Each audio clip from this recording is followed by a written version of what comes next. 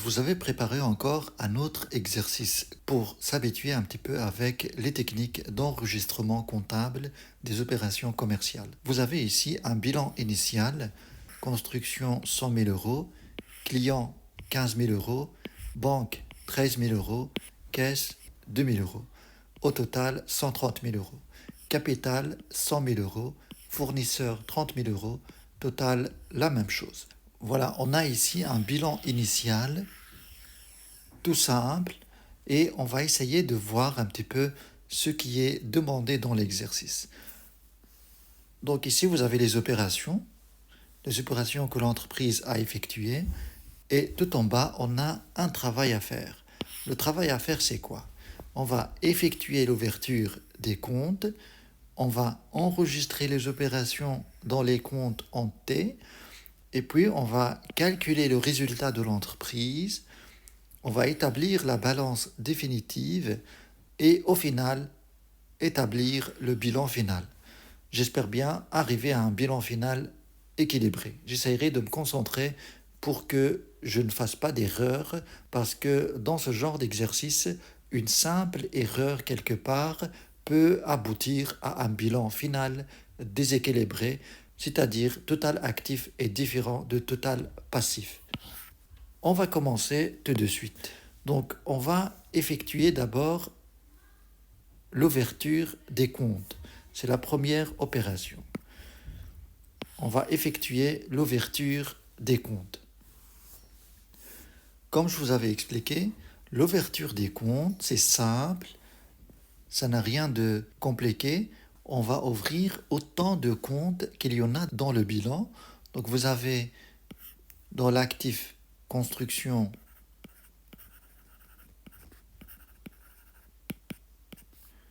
débit crédit et on va apporter la somme de 100 000 euros que vous avez ici au débit du compte construction. Pourquoi au débit? Parce que les comptes d'actifs augmentent au débit.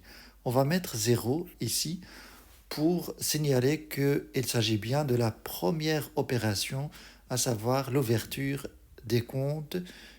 On va continuer, donc la même chose pour client.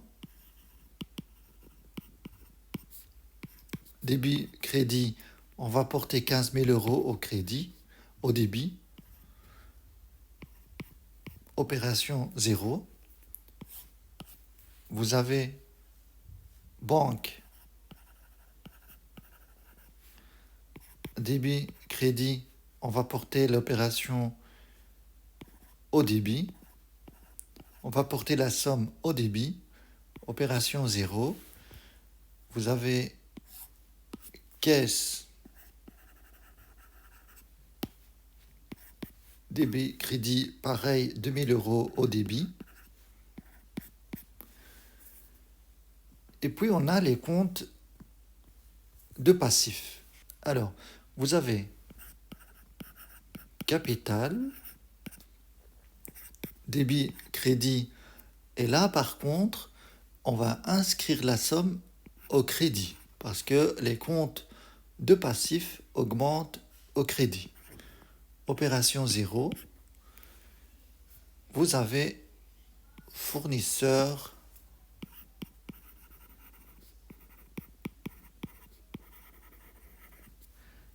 débit, crédit, 30 000 euros, pareil au crédit. Opération 0. Voilà, ça, ce que je viens de faire ici, ça s'appelle l'ouverture des comptes. C'est simple. Après, on va voir un petit peu notre deuxième opération. Enregistrer les opérations en T. Donc, on va essayer d'enregistrer ces opérations qu'on a ici. C'est ça l'essentiel. On doit faire attention à bien garder en esprit que chaque opération doit donner lieu à un équilibre entre débit et crédit. On va commencer par la première question. Le 2 janvier, facture numéro 45 du vendeur X pour achat de marchandises, 4 000 euros. Paiement à 30 jours, fin de mois.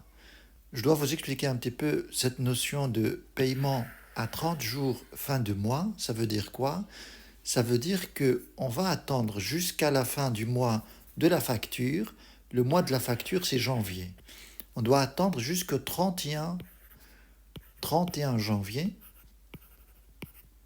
et on va compter encore 30 jours de plus. 30 jours de plus et ça constitue notre délai de paiement. Pendant ces jours-là, on doit payer la facture. Voilà pour cette notion commerciale. Maintenant, on va savoir, à la suite de cette opération, qu'est-ce qu'il y aurait comme mouvement sur les comptes. Achat de marchandises, tout d'abord, il faut réfléchir, il faut se dire, on achète à qui? On achète au fournisseur. Donc, il y aura une dette fournisseur qui va augmenter. Fournisseur va augmenter. Et en même temps, on a achat de marchandises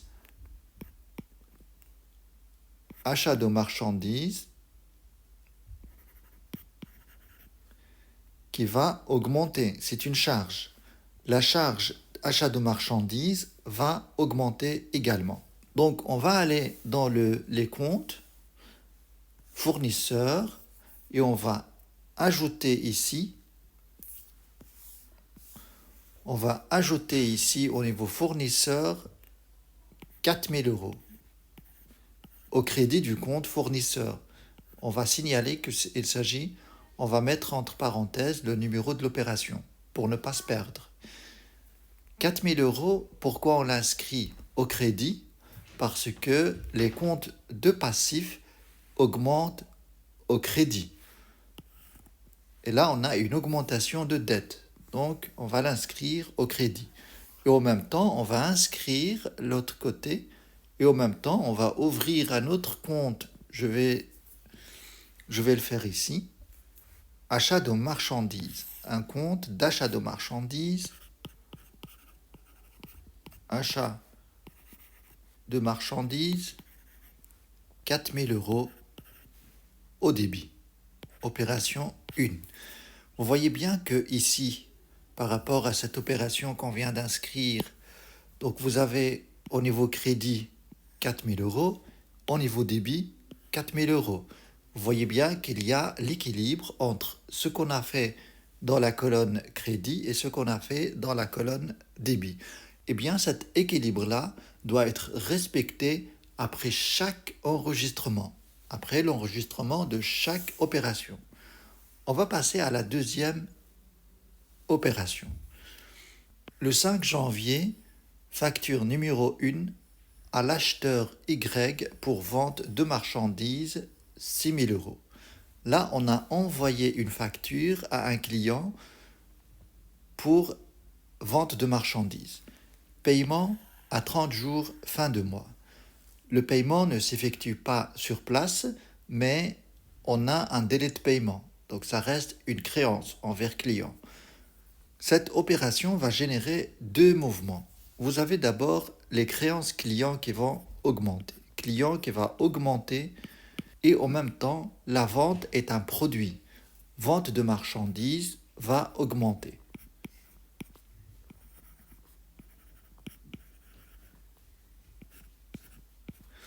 La vente de marchandises, on le trouve à la classe 7.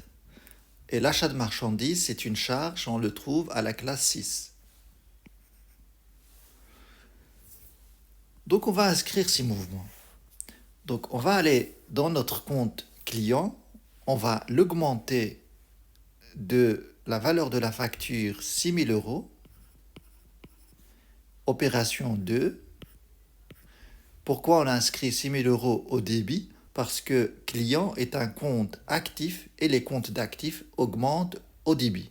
Si vous voulez, on peut le marquer ici, par exemple, un compte d'actifs, ça augmente au débit et ça diminue au crédit. Un compte de passif, c'est l'inverse, ça augmente au débit, au crédit et débit, et ça diminue au débit.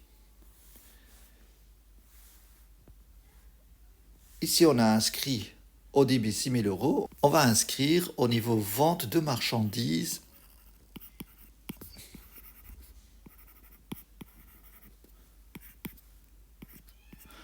on va inscrire au niveau vente de marchandises une augmentation de 6 000 euros.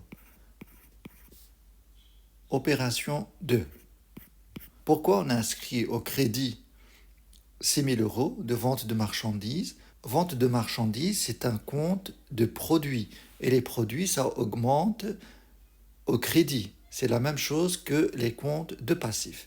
C'est pour ça que ici, j'essaye de garder les comptes de passifs et de produits à gauche pour garder cette logique d'augmentation au crédit et les comptes d'actifs à gauche parce que ça augmente au débit. Comme ça, vous savez que les deux extrêmes des comptes, c'est là que ça augmente.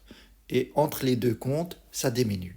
Là, on peut vérifier rapidement. Donc, au crédit, on a ajouté 6 000 euros et au débit, on a ajouté 6 000 euros dans un autre compte. On passe à la troisième question. Le 6 janvier, extrait numéro 1 de la banque pour paiement du vendeur X, 2 000 euros. Là, on reçoit une confirmation de la part de la banque que le paiement de 2 000 euros est effectué. Alors là, il faut se poser la question, qu'est-ce qui se passe au niveau des mouvements? Vous avez, la banque va diminuer. Pourquoi ça va diminuer, la banque? Parce qu'on paye un vendeur. On a acheté des marchandises et on paye le vendeur X qu'on a ici. Le vendeur X, on lui paye la moitié de sa facture, à savoir 2 000 euros. Donc, notre banque va diminuer puisque l'argent va sortir de la banque. Et en même temps, notre fournisseur, la dette fournisseur qu'on avait augmentée ici, va diminuer. Le fournisseur, la dette du fournisseur va diminuer de 2 000 euros. Donc, on va inscrire ces mouvements, on va venir à la banque ici. La banque est un compte actif. La diminution doit s'inscrire de l'autre côté. La diminution, on va l'inscrire ici, 2 000 euros. Opération 3. Et on va aller au fournisseur, on va inscrire la diminution au débit. On va inscrire la diminution au débit, 2 000 euros. Opération 3. Donc ici aussi, on peut vérifier rapidement. Crédit, on a 2 000 euros. Débit, on a 2 000 euros. On a l'équilibre avec cette opération. On va passer à l'opération suivante. Le 7 janvier, facture 132 du fournisseur Z pour achat de marchandises, 9 000 euros. Paiement à 60 jours de date. D'abord, je vais vous expliquer un petit peu cette notion de 60 jours de date. Ça veut dire que le paiement va s'effectuer 60 jours après la date de la facture. Donc, la date de la facture, c'est le 7 janvier. Après cette date de 60 jours, il faut payer cette facture. On reçoit cette facture du fournisseur Z pour achat de marchandises. On a acheté des marchandises. Tout de suite, on va penser à deux choses. Il y a achat de marchandises qui va augmenter, c'est une charge, c'est la classe 6. Et on a aussi fournisseur, la dette fournisseur, puisqu'on ne paye pas tout de suite, ça reste une dette envers fournisseur. Notre dette fournisseur va augmenter. Donc on va inscrire ces 9 000 euros au niveau fournisseur. Dette fournisseur ici, ça va augmenter de ces 9 000 euros. Notre dette fournisseur va augmenter de 9 000 euros. Opération 4. Et notre achat de marchandises va augmenter de 9 000 euros également, au débit, parce que les charges augmentent au débit. Opération 4. Pareil, on a 9 000 au crédit, 9 000 au débit, on a l'équilibre, on passe à l'autre opération.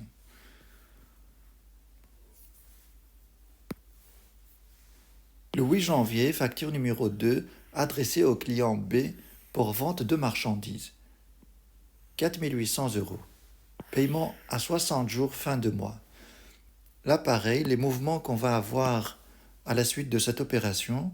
Donc, vous avez vente de marchandises. Il faut penser toujours au client parce que la vente de marchandises, ça s'effectue avec le client. Donc, les créances clients vont augmenter. Et en même temps, vous avez un produit. Vous réalisez un produit de 4800. Vente de marchandises, qui est un produit. Vente de marchandises va augmenter aussi. On va venir ici. On va augmenter les ventes de marchandises de 4800. Alors ici, on peut numéroter les opérations, comme ça, on sait de quelle opération on parle. 4, 5, 6, 7, 8, 9, 10, 11.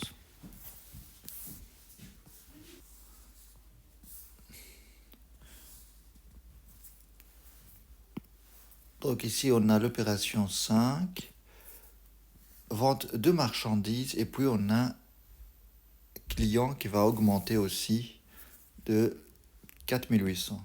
4800 au niveau client, l'opération 5.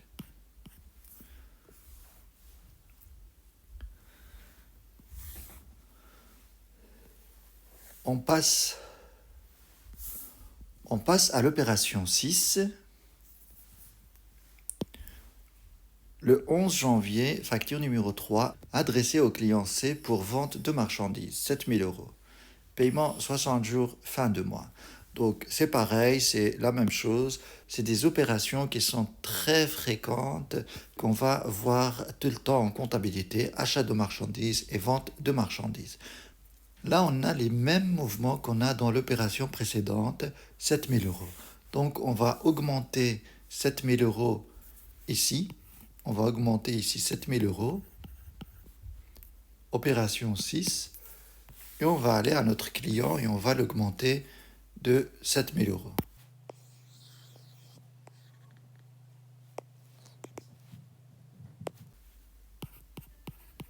« 7000 euros, opération 6.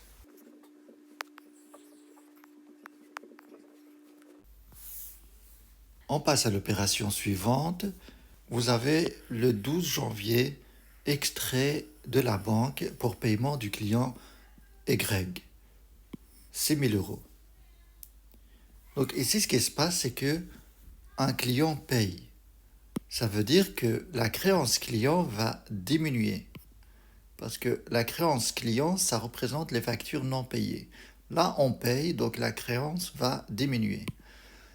Et en même temps, cette diminution, ou bien cet argent-là qu'on va recevoir, va débarquer dans notre compte bancaire. Donc on a la banque qui va augmenter. On va aller enregistrer la diminution du client de la valeur de 6000 euros. Donc la diminution, ça s'effectue au niveau crédit du compte client, puisque c'est un compte actif. Et on va inscrire une augmentation de notre compte bancaire de 6000 euros au débit, puisque c'est un compte actif aussi. Opération numéro 7.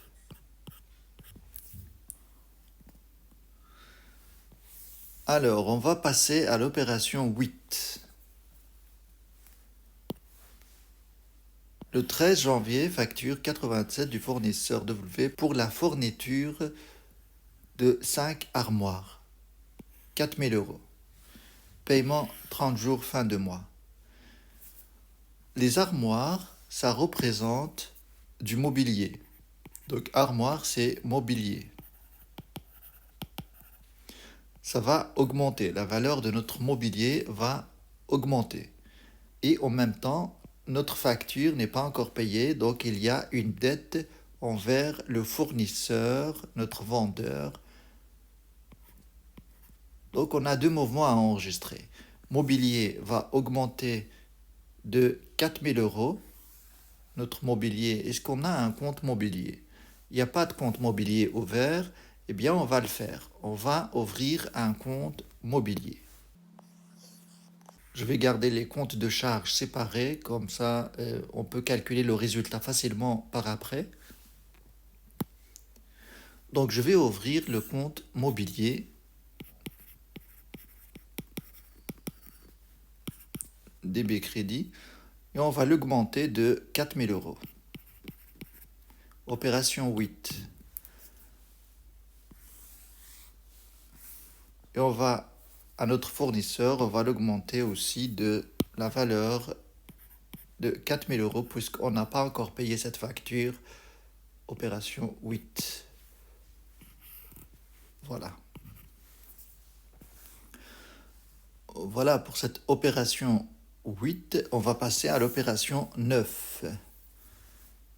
Vous avez 14 janvier, facture numéro 4 adressée au client D pour vente de marchandises 3200 euros. Paiement 60 jours, fin de mois.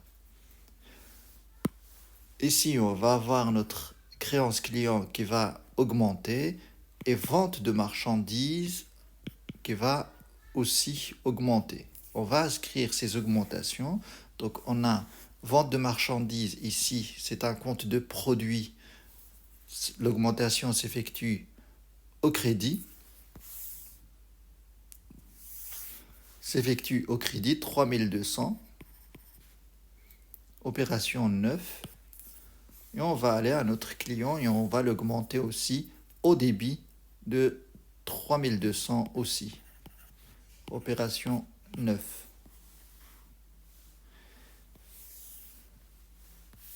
Alors, l'opération 10. Là, on va avoir quelque chose de différent. Le 15 janvier, facture numéro 6 de Télécom SA, société anonyme, pour utilisation du téléphone, 230 euros. Paiement dans les 8 jours. Alors, l'utilisation du téléphone, là, on est dans ce qu'on appelle services et biens divers. Il s'agit des charges de la classe 6, donc services et biens divers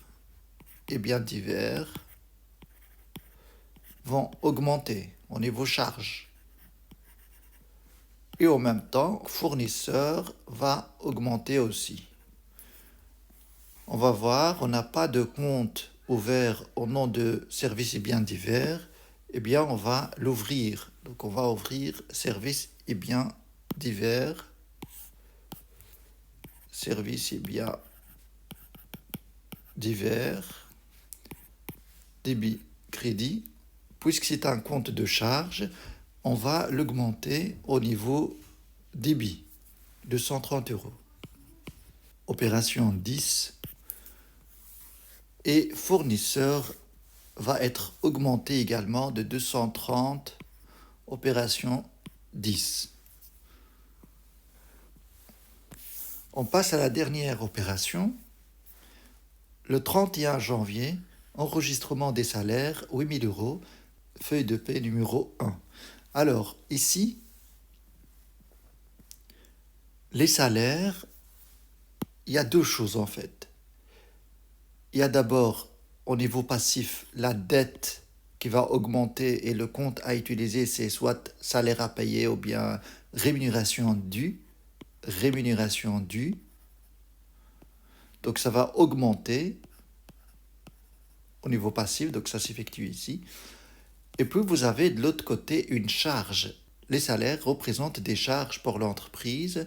On va augmenter les charges de l'entreprise au niveau du compte rémunération et avantages sociaux directs. Donc ça va augmenter. Et puisqu'il s'agit des charges, l'augmentation, ça va s'effectuer au niveau débit. Donc on va aller voir ces comptes-là. Donc puisqu'on ne les a pas, je dois créer ces comptes. Au niveau des charges, je vais créer le compte rémunération et avantages sociaux directs. Je vais abrévier. Débit crédit, ça va augmenter de la valeur de 8 000 euros au débit, puisque c'est des charges, ça augmente au débit.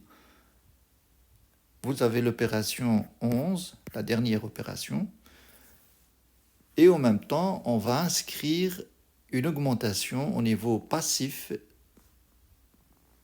et précisément au niveau du compte rémunération due. Rémunération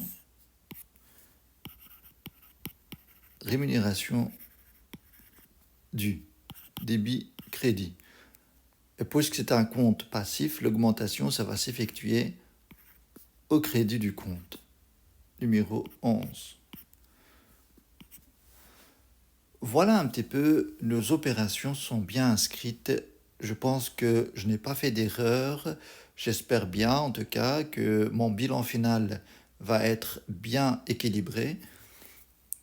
Je vais garder un peu d'espace ici.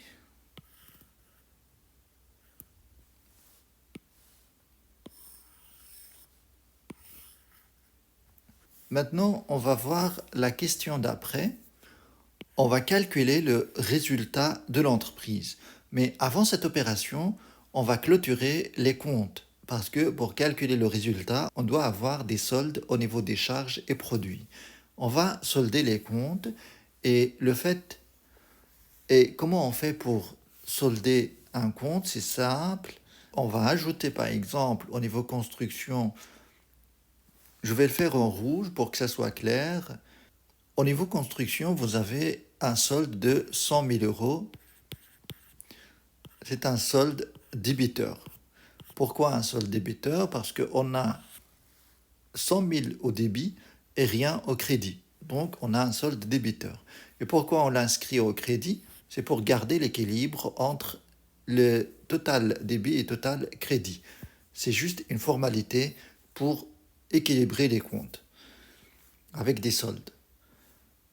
Le capital va être l'inverse. Le capital, c'est 100 000 euros et c'est un solde créditeur. C'est comme ça qu'on fait pour solder les comptes. Et vous avez client, par exemple. Là, ici, on doit calculer la somme au débit moins ce qui est au crédit. Et ce sera un solde débiteur. C'est 30 000 euros. Solde débiteur. La banque. 17 000 euros. Solde débiteur. La caisse, 2 000 euros. Solde débiteur. Mobilier, 4 000 euros. Solde débiteur. Achat de marchandises, 13 000 euros. Solde débiteur. Services et biens divers, 230 euros. Solde débiteur. Rémunération et avantages sociaux directs, solde débiteur de 8 000 euros.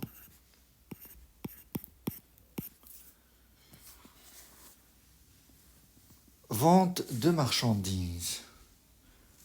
Vente de marchandises, on devrait avoir un solde créditeur de 21 000 euros.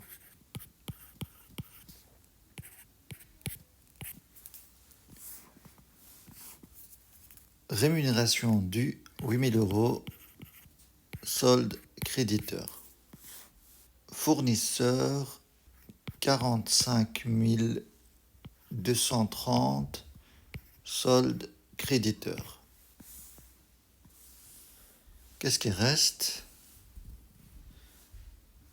Eh bien voilà, donc on a tout inscrit. Maintenant, on va passer à la question d'après. On va établir notre balance. Vous savez, il y a deux balances, la balance provisoire et la balance définitive. On va directement établir notre balance finale en ajoutant notre résultat. Donc là, on n'a pas calculé le résultat. On va calculer d'abord le résultat. Le résultat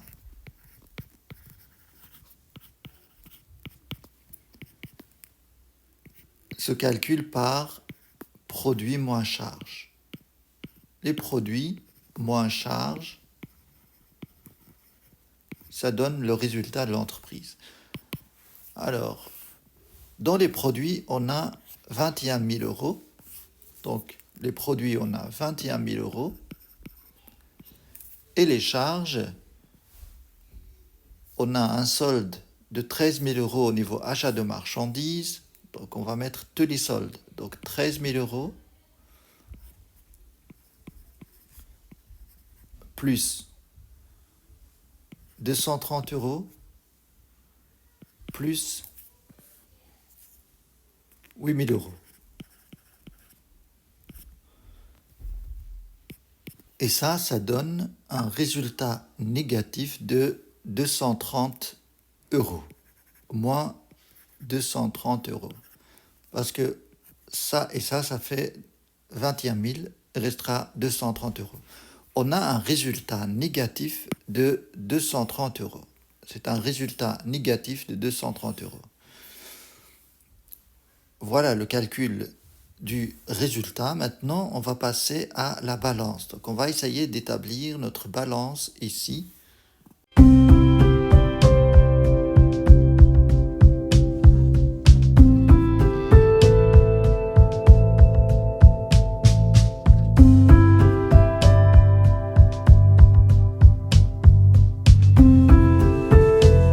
La balance définitive, c'est simple.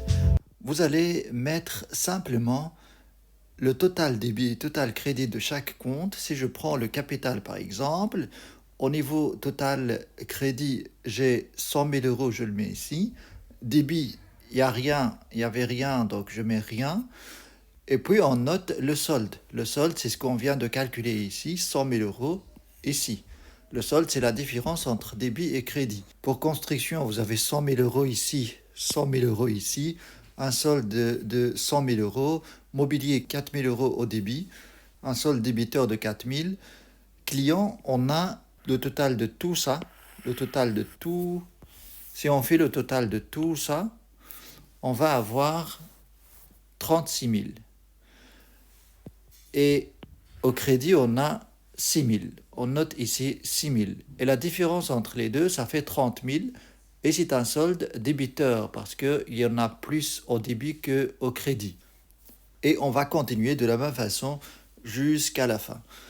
On classe ici les comptes par ordre du plan comptable. Ici, pareil, on commence par les comptes de charges et puis les comptes de produits. Dans les comptes de produits, on n'a qu'un seul compte, vente de marchandises. Si on calcule les totaux ici, eh bien, on va avoir une balance qui n'est pas équilibrée. Pourquoi ? Parce qu'on n'a pas encore intégré notre résultat qu'on vient de calculer ici, notre perte de 230 euros. Comment on va comptabiliser cette perte ? On va ajouter ici perte à reporter. C'est un compte de produit, classe 7. Alors, perte à reporter. À reporter. On va créditer ce compte de 230 euros. Et on va débiter le compte de passif perte reportée. Perte qui est sur la catégorie de capital. Perte reportée.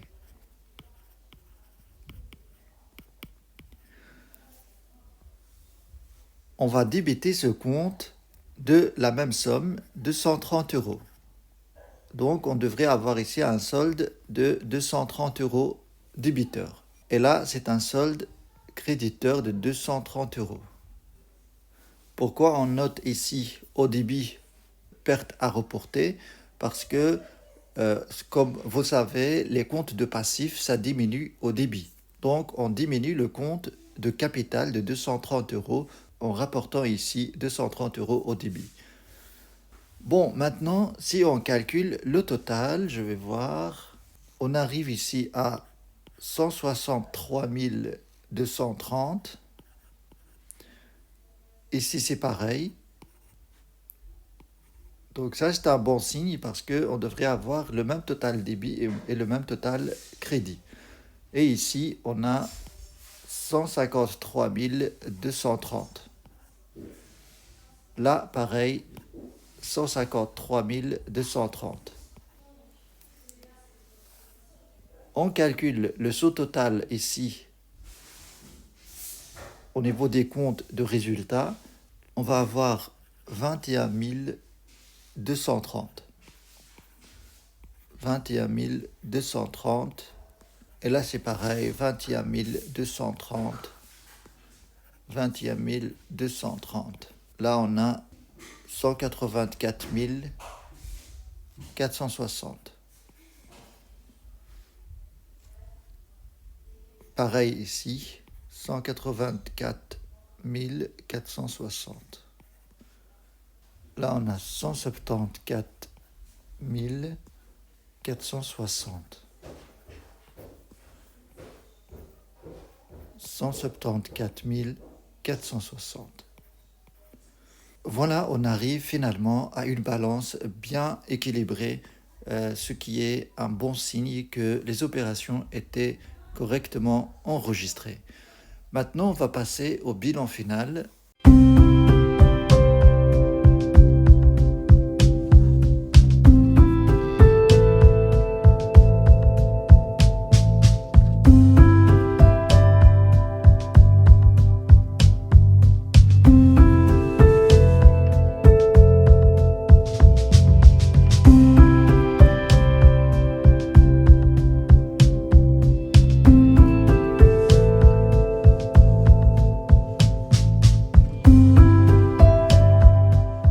Le bilan final, on peut l'établir sur base de la balance